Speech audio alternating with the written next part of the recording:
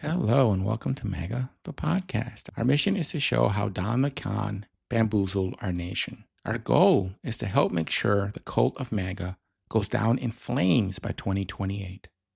We want to stop MAGA before it becomes unstoppable and our democracy further decays into a dictatorship. If we want the cult of MAGA to end, we have to know how it began and why it spread. Now, this is not your racist uncle's MAGA. Our MAGA stands for I'm an Angry Asshole, the cult of Donald Trump. And I'm your host, the Disgusted American. So in our last episode, we took a look at how Donald Trump over the past several years has tried to turn the Department of Justice into his personal retribution arm. When he got reelected, he made his dream real by starting to turn Department of Justice loyalty on its head. Loyalty to the Constitution was no longer the oath the Department of Justice prioritized.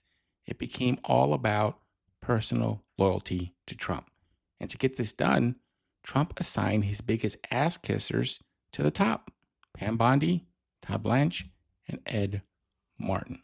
And this week, we're going to take a deeper dive into the fall of the Department of Justice.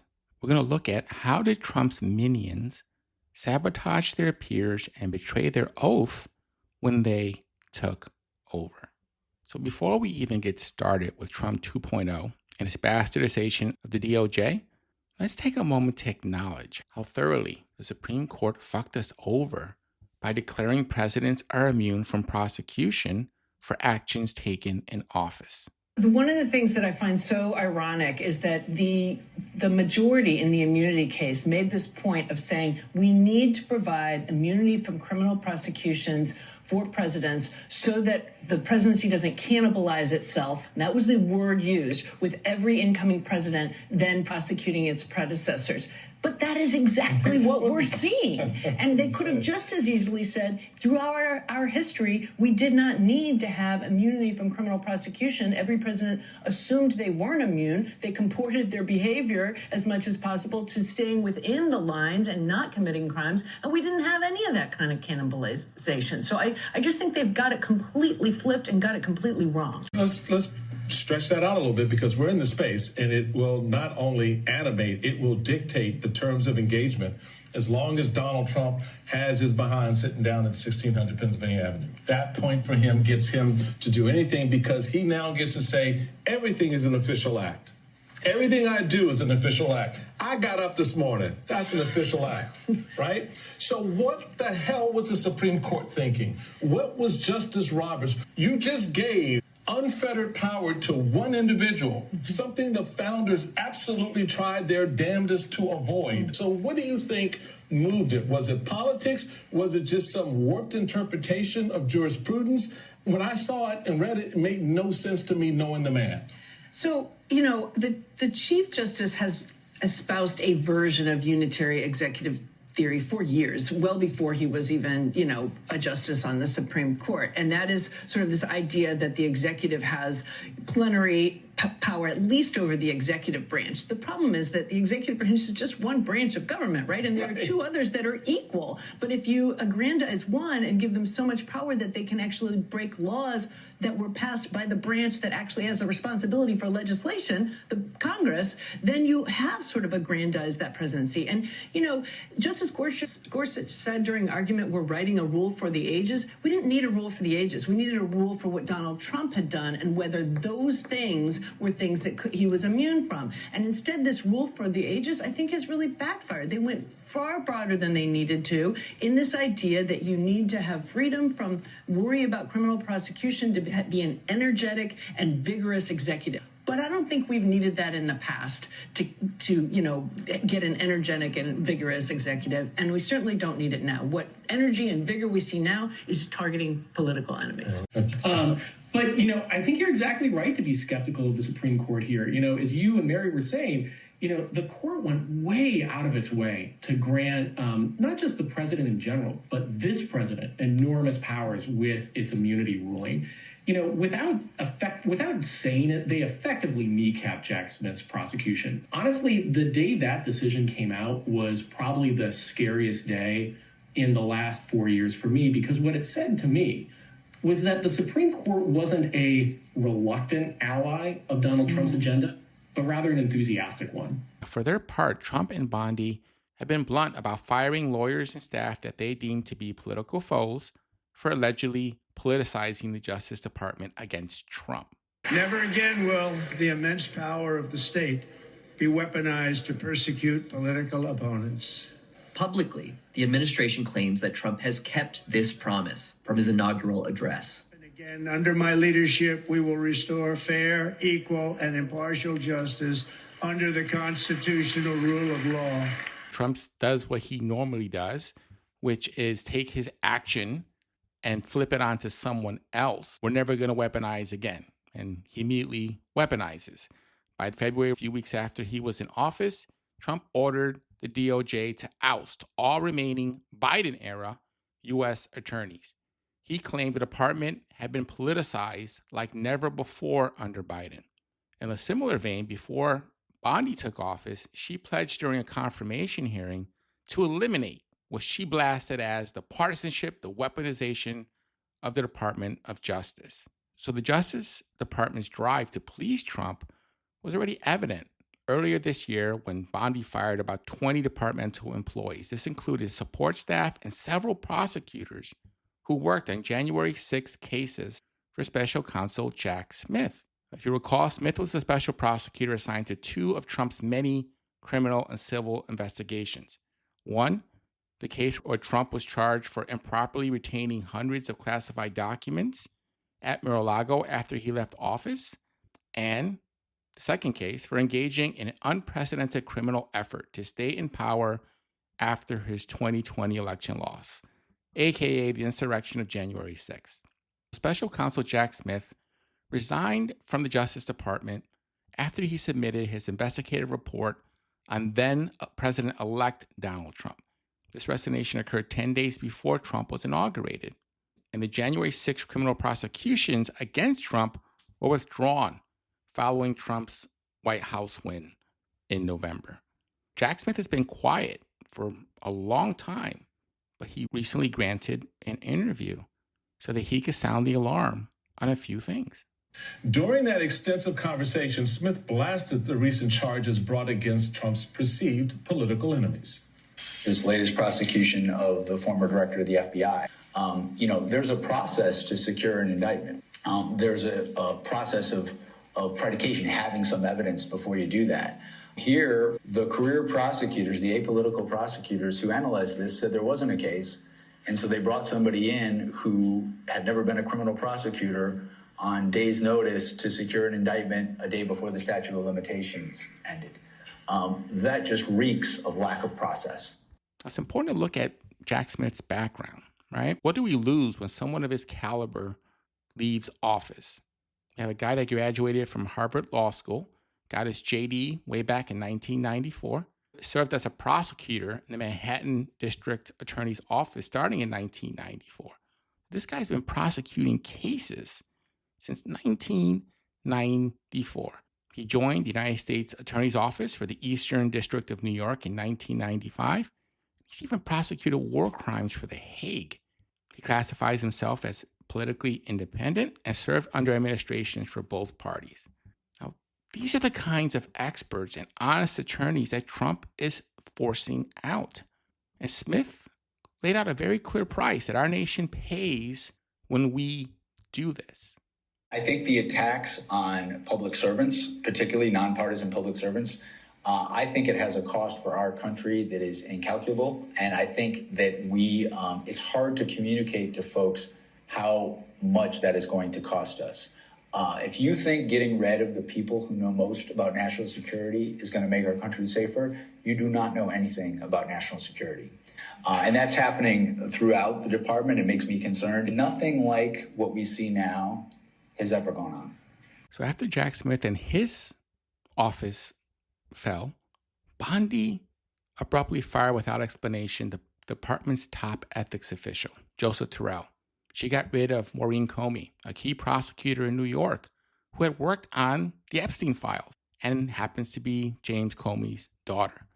She also forced out several other senior Justice Department and FBI officials in the first months of Trump's second presidency. These are career folks with tons of experience working under Republican and Democratic administrations. But their unforgivable sin was swearing oaths of loyalty to the Constitution rather than directly to Donald Trump. And this purge didn't go unnoticed. Other Justice Department veterans have been appalled at the transformation of the DOJ after these firings. Stacey Young, who spent 18 years as a federal litigator at the Department of Justice before leaving voluntarily in January, launched a group called the Justice Connection to help remaining Justice Department employees deal with the ethical and legal headaches and to help find them jobs. Young stated to The Guardian, these unprecedented firings at the Justice Department are growing exponentially. She continued, they happen with no notice and no opportunity to be heard in violation of the Civil Service Reform Act and due process. Many people and even their supervisors have no idea why the firings targeted them or why now. Employees now wake up each day wondering if they're going to be next. She continued, it's screwing with people's lives and is also creating a culture of fear among the entire workforce. DOJ leadership is making clear the ability to keep your job is not tied to your performance, your expertise, or your commitment to uphold and defend the Constitution. It's not about performance, it's about loyalty, not to our nation, but to King Trump. So by firing the real attorneys and replacing them with minions and hacks and the remaining cowardly lions that pretend like the DOJ hasn't turned to dog shit, these minions began their attacks. NPR has found that Trump is using the government to investigate or otherwise punish more than 100 people or institutions, including political opponents, former officials, student protesters, law firms, universities, news organizations, and people who investigated him or his allies. What you see here is just an assault on our most fundamental rights, almost in every single sector. Amanda Carpenter is a conservative and a former aide to Senator Ted Cruz. She now works with the nonprofit Protect Democracy and says Trump's actions are about seizing power and punishing anyone who stands in his way. Whether that's the media, whether it's academia, whether it's immigration, Donald Trump is working at a very rapid pace to exercise control and command over that area. On the receiving end of one of these attacks was Sean Brennan, a former assistant U.S. attorney who worked on dozens of January 6 prosecutions. He told NPR that he and his colleagues expected that the Trump administration will likely end any ongoing or future January 6 prosecutions. After all, Trump has referred to the rioters as patriots, political prisoners, and hostages. The courts did not protect Sean Brennan. Brennan was a federal prosecutor. He worked on dozens of January 6th cases. On Inauguration Day, Trump issued mass pardons to the January 6th defendants, even the most violent. He said they were treated unfairly. Not long after, Brennan got an email from his new boss at the Justice Department. I was being terminated specifically for my work on January 6th cases, which it characterized as perpetrating a grave national injustice against the American people. More than a dozen other January 6th prosecutors were fired. And they don't just face unemployment. The Justice Department is now investigating them, too, for possible unethical or even illegal conduct. Do you believe you were retaliated against? Yeah, I don't think there's anything that could be clearer. I was retaliated against for taking actions that were well within the law, but that were politically unfavorable to the people in charge. Trump and Bondi are determined to punish anyone that's ever crossed Trump. And given that Trump, over his lifetime, has been involved in over 4,000 lawsuits, 28 sexual assault allegations, 34 criminal convictions, and losing fraud suits for both his companies and his sham charity, as well as losing a civil judgment for sexual abuse, it's a really long list of people that have crossed him. And this is what happens when they do. Mark Zaid is a private attorney. He's also been on the wrong side of Trump. Back in 2019, Zaid represented an anonymous government whistleblower who filed a complaint that helped lead to Trump's first impeachment. At the time, Trump called Zaid a sleazeball attorney, said he should be investigated for fraud. Now that he's back in office, Trump has issued a White House memo targeting Zaid and revoking his security clearance. without any due process, without any notification of why my clearance was revoked. And without that clearance, Zaid can't work on the national security cases that are his bread and butter. Lawyers and law firms have been some of Trump's top targets. The administration has taken action against more than a dozen firms. They cite the fact that the firms have taken cases on, for example, transgender rights or hired lawyers who previously investigated Trump. And Zaid says there's another reason why Trump is going after lawyers. Because we are upholding the rule of law.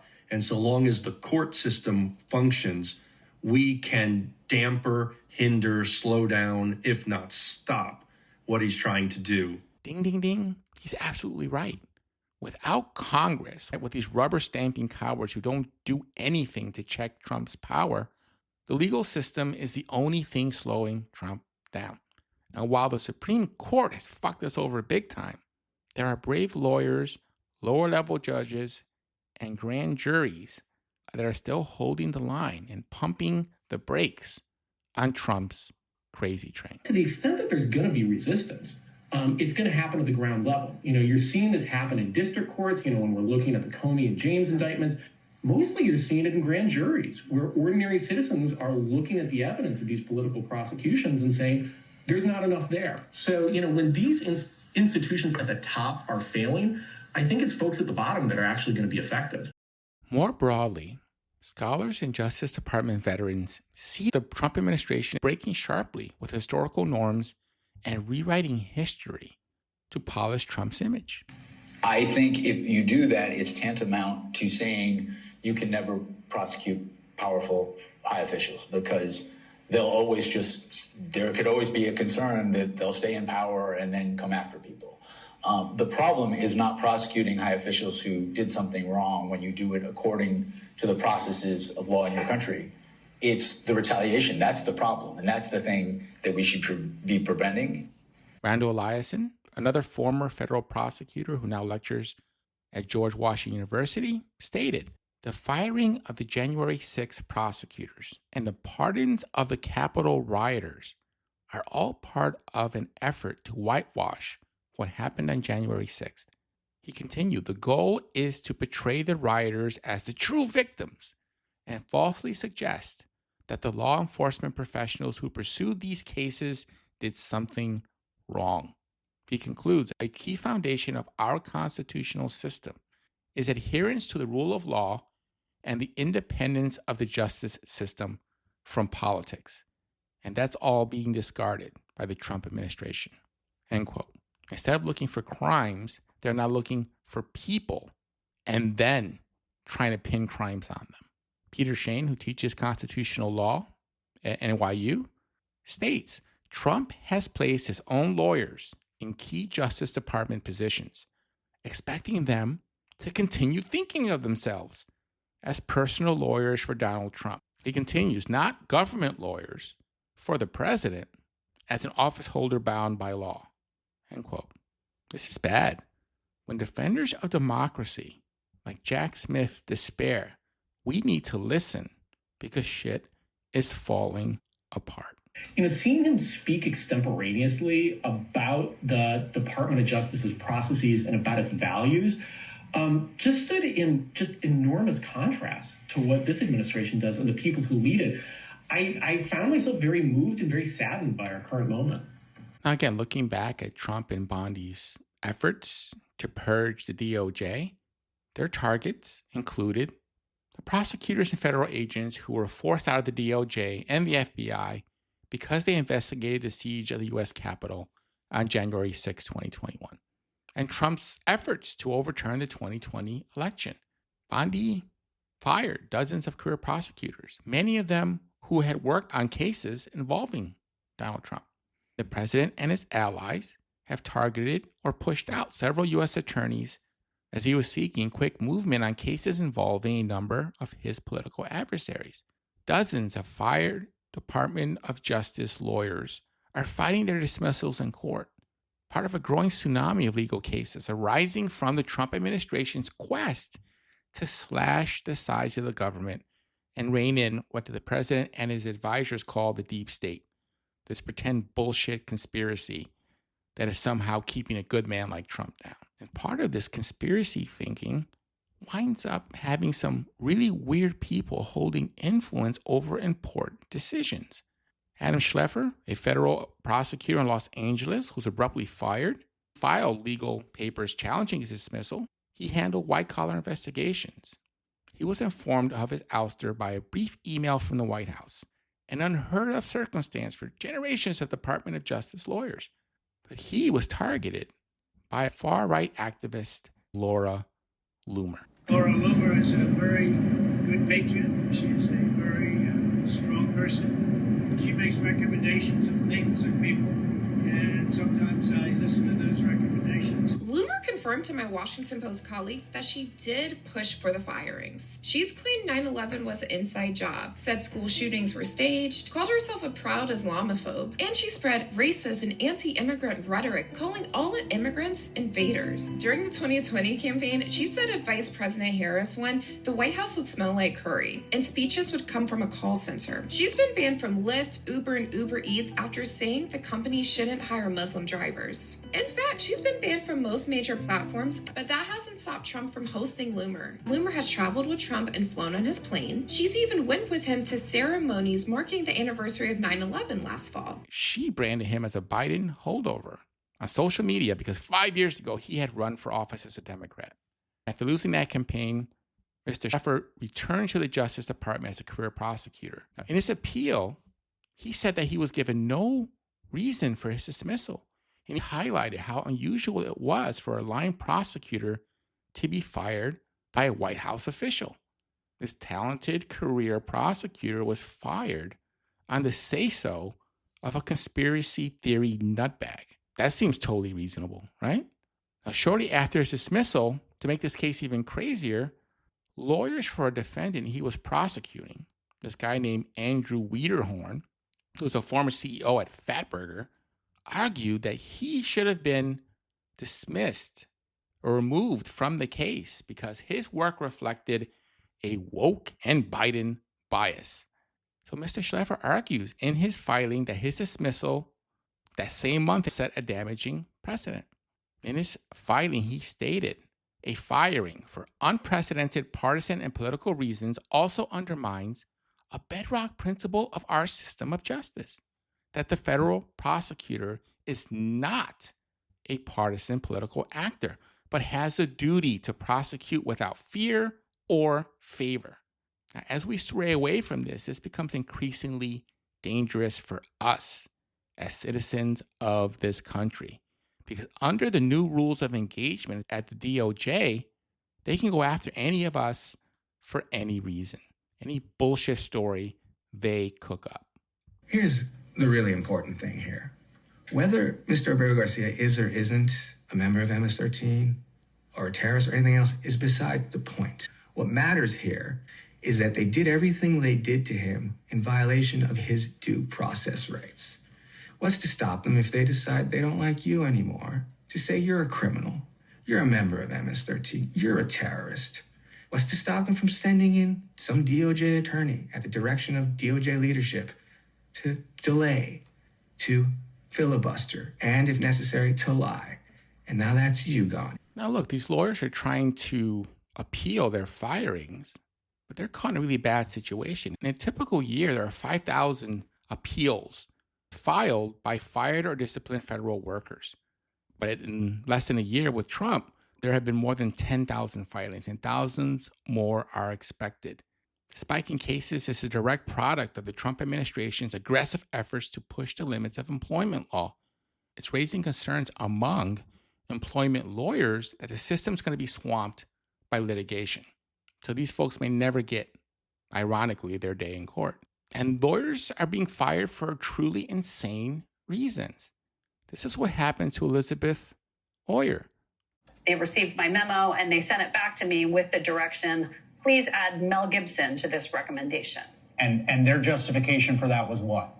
Well, there was no justification specifically provided, but they did attach a letter that had been sent by Mel Gibson's personal attorney to the then acting attorney general. Mel Gibson's attorney laid out that Mr. Gibson had a previous conviction for domestic violence in 2011 and that he had attempted to purchase a firearm in 2023 and that he was denied because of his criminal background. And the attorney stated that Mr. Gibson is a high-profile actor who's made lots of famous movies and that he has a relationship with the president and asked that he be granted that relief. But Todd Blanche, Trump's buddy, his personal attorney, and now Deputy Attorney General, denies her claims. Todd Blanche, who is the number 2, I guess, now at Department of Justice, has this to say about your account here, saying that former employees who violate their ethical duties by making false accusations on press tours will not be tolerated. I don't know what that means. This former employee's version of events is false. Her decisions to voice this erroneous accusation about her dismissal is in direct violation of her ethical duties as an attorney, is a shameful distraction from our critical mission to prosecute violent crime, enforce our nation's immigration laws, and make America safe again. What do you say to that? Well, Chris, the reason I'm here talking about this tonight is because what's going on inside the Department of Justice in terms of silencing dissent is so frightening that I felt like I needed to share this story after I was fired.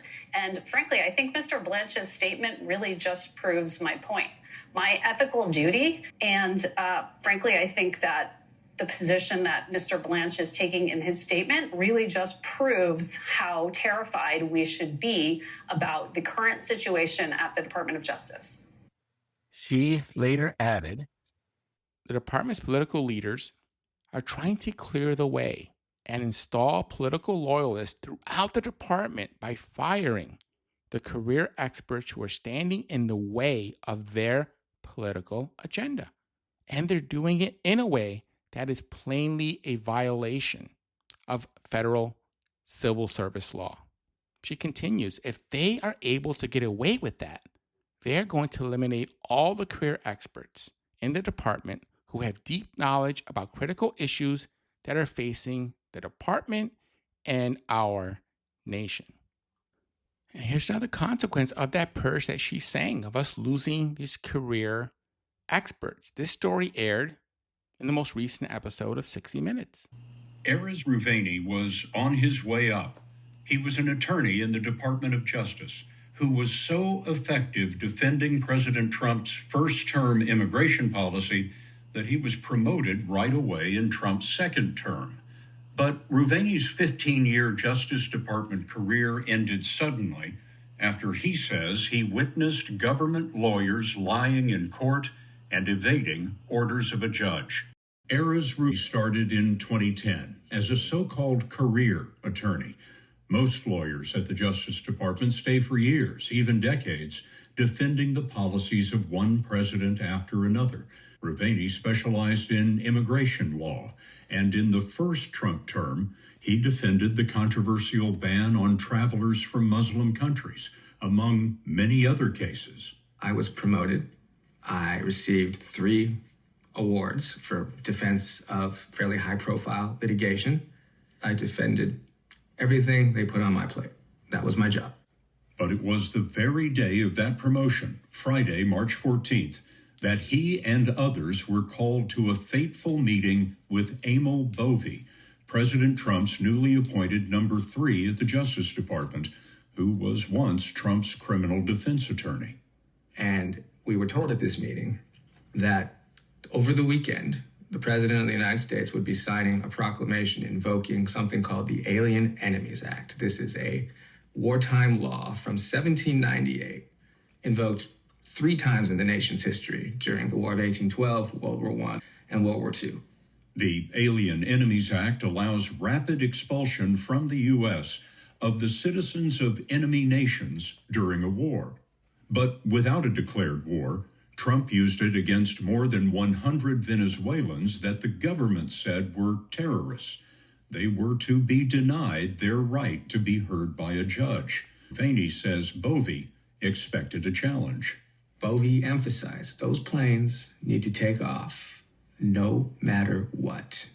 And then after a pause, he also told all in attendance, and if some court should issue an order preventing that, we may have to consider telling that court, you. And when you heard that, you thought what? Felt like a bomb had gone off. Here is the number 3 official using expletives to tell career attorneys that we may just have to consider disregarding federal court orders. The next day, Saturday, lawyers for the prisoners sued. Judge James Boasberg called a hearing and asked government lawyer Drew Ensign whether the planes were leaving that weekend.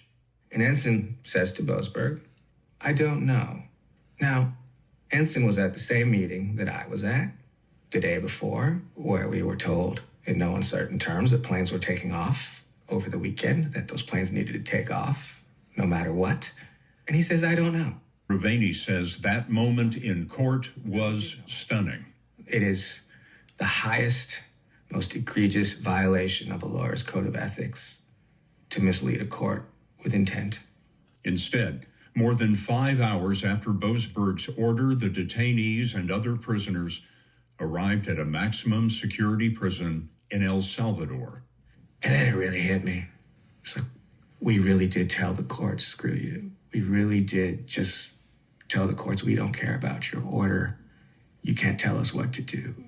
That was just a real gut punch. After refusing to sign the brief that called Abrego Garcia a terrorist, Ruvaney was fired. He teamed up with lawyers from the Government Accountability Project to file a whistleblower disclosure. Making his story public helped expose a growing concern in many courts across the country that too often now the Justice Department is abusing the limits of the law. So the judges are saying some incredible things. Ryan Goodman is a law professor at New York University who heads a nonpartisan law journal. We found over 35 cases in which the judges have specifically said, what the government is providing me is false information. It might be intentionally false information, including false sworn declarations time and again. In court records compiled by Goodman, Democratic and Republican appointed judges are critical of the Trump Justice Department's work. Highly misleading, said one judge. A serious violation of the court's order, wrote another. And a third warned, trust that had been earned over generations has been lost in weeks. Well, what happened to Bove, the guy who told all of his lawyers to just tell judges to fuck off? Well, as usual in Trump world, he failed up, and he was confirmed by the Senate to become a federal judge himself. Wow. Just wow. Well, did you suggest telling the court in any manner? I don't recall. Bove was confirmed for the judgeship. So take a moment and listen to how these career folks talk about their job. Jack Smith. The idea that politics would play a role in big cases like this, it's absolutely ludicrous, and it's totally contrary to my experience as a prosecutor. These are team players who don't want anything but to do good in the world. They're not interested in politics. And I get very concerned when I see how easy it is to demonize these people for political ends. I worked in the department for years, Republican, Democrat, Republican. I was the acting U.S. attorney in the first Trump administration in Tennessee. Nothing like what we see now has ever gone on. If there's rules in the department about how to bring a case, follow those rules. You can't say, I want this outcome, let me throw the rules out. Elizabeth Ovey. As a Department of Justice employee and now a former one, is to the laws of the United States and the people that I was entrusted to serve. It is not to the bullies who are currently running the Department of Justice. We take an oath of office as Department of Justice employees, and that oath says nothing about loyalty to the political administration or to the political leadership of the department. Perez. This interview is the first time that your face has been seen in such a public way. And I wonder if that concerns you. It does. At the same time, I think about what we're losing in this moment. I think about why I went to the Department of Justice, to do justice. And I took an oath to uphold and defend the Constitution. And my view of that oath is I need to speak up and draw attention to what has happened to the department, what is happening to the rule of law, I would not be faithfully abiding by my oath if I stayed silent right now. We are losing so much by losing people dedicated to the rule of law and replacing them with minions. All three of these lawyers are profiles in courage. It would have been so easy for them to bend the knee and lose their souls. So many others have bent the knee and they kissed Trump's ring to survive. But these folks didn't. They took an oath to the Constitution and they fucking meant it. And for their courage and dedication to the people, they're being punished. And the minions and the ass kissers that are now on seek and destroy missions for Trump are bathed in wine and roses. It's a disgrace, pure and simple. As an American, I just hate this so fucking much. And maybe it's just me. Maybe I have these over-romantic notions of American justice. Growing up TV and movies and seeing the marble hallways and the dark wooden rows and the tables and the judge's bench and the robes and the gavel and the blind justice lady with the scales that signify the weighing of evidence, and she's holding a sword to enforce the law. I guess I always thought that meant something, but now I don't know. Now I feel like Alicia from MSNBC. You know what? I just feel like, Brendan, I can't trust the Supreme Court. I feel like I can't trust the president. I feel like I can't trust some of the political appointees that have now found themselves in career positions because they are political hacks doing political hack things and not things that are comporting themselves with the rule of law. I feel like I just can't trust anybody because this particular president has been very, very clear, and this government has been clear. They're talking a lot about law and order, talking a lot about order and what is appropriate. When I hear order, I get my ears perk up, okay? The little bit of hair I got left, it stands up a little straighter because that order, I think, is wrapped into something else. I mean, she's so right. Who can we trust anymore? And it's tough because the Democrats are so weak and pathetic. I mean, our leaders just suck. I can't stand listening to old man Schumer doing his Ferris Bueller routine. In 1930, the Republican-controlled House of Representatives, in an effort to alleviate the effects of the the Great Depression, passed the the tariff bill, the Hawley-Smoot Tariff Act, which raised tariffs in an effort to collect more revenue for the federal government. Did it work? Anyone know the effects? It did not work, and the United States sank deeper into the Great Depression. Or Hakeem Jeffries doing whatever the hell he does. That dude's like, where's Waldo? I have no idea where he is or what he does. Where's Waldo? Where's Waldo? Did you see him? By the way, that Where's Waldo theme song is weird as shit, isn't it? It's like Parliament Funkadelic was forced to play at gunpoint. But give me Nancy Pelosi any day. She may not have been perfect, but at least she had a spine and didn't disappear when we fucking needed her. So in this episode, we took a look at how Trump's minions, Bondi, Blanche, Martin, Bovee, corrupted the Justice Department by replacing apolitical career prosecutors with Trump's personal attorneys who are loyal to him and not the Constitution. Now the DOJ is directly whitewashing history by trying to paint these prosecutors as witch hunters instead of guardians of the Constitution. These patriots, and I mean patriots in an authentic way, like protecting our Constitution, and not patriots the way it's used today as a dog whistle for white nationalists or Christian nationalists. We're talking about real patriots that have been fired and threatened by Trump, his administration, and MAGA. It's a national travesty and a sad indictment of the DOJ that they're now run by goons and minions with the express mission of persecuting Trump's critics and rewarding his buddies. Next week, we'll take a look at the final stage of turning the DOJ into Trump's personal law firm as his minions graduate from sham investigations to sham indictments from sham lawyers on Trump's critics and political opponents. So that's all we've got for this week. If you want to help out the channel, please subscribe or follow us on your preferred podcasting platform and tell your fellow disgusted Americans where they can find us to give us a listen. If you have a few moments, please leave us a rating on your preferred podcasting platform so more folks can find the show. Appreciate you tuning in. Look forward to chatting again soon. Have a great night, folks. Ciao. Bye for now.